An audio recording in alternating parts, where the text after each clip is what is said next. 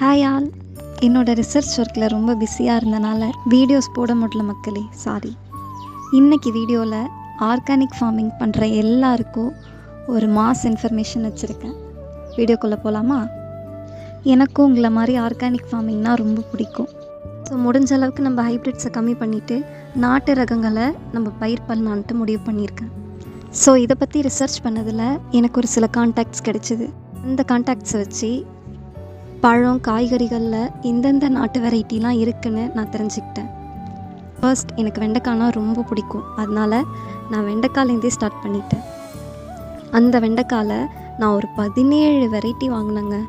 உண்மையை சொல்லணுன்னா அது ரொம்ப நல்லாவே இருந்துச்சு.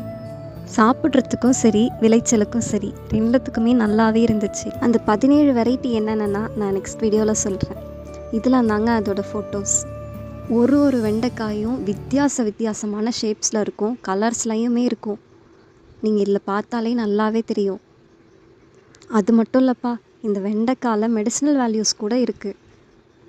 நீங்கள் நினைக்கலாம் எல்லாத்துலேயுமே ஜென்ரலாகவே மெடிசினல் வேல்யூஸ் இருக்குதுன்னு நினைக்கலாம். ஆனால் இந்த ஒரு வெரைட்டிலையுமே ஒரு மெடிசினல் வேல்யூஸ் இருக்குன்னா பார்த்துக்கோங்க. அப்புறம் இதில் வருஷம் ஃபுல்லாக காய்க்கிற வெண்டைக்காய் கூட இருக்குங்க. அந்த வெண்டைக்காய் பேர் தெரிஞ்சா நீங்கள் கமெண்ட் பண்ணுங்கள். அப்புறம் உங்களுக்கு வெண்டைக்காய் எந்தெந்த சீசனுக்கு பயிர் பண்ணணும், அப்புறம் வெரைட்டிஸ் பற்றி இன்னும் நிறைய தெரிஞ்சுக்கணுன்னா நீங்கள் கமெண்ட்டில் கொஷின் பண்ணலாம். இனிமேல் படிப்பும் விவசாயமும் வித் ஸ்ருதி சேனலில் இன்னும் கொஞ்சம் நாளைக்கு வெண்டைக்காவை பற்றி பார்க்கலாம் நீங்கள். ஓகேவா? பாய். நம்ம சேனலை சப்ஸ்கிரைப் பண்ணிவிடுங்க. நீங்கள் சப்ஸ்கிரைப் பண்ணால் மட்டும்தான் என்னோடய வீடியோஸ் உங்களுக்கு வந்து சேரும். பாய்.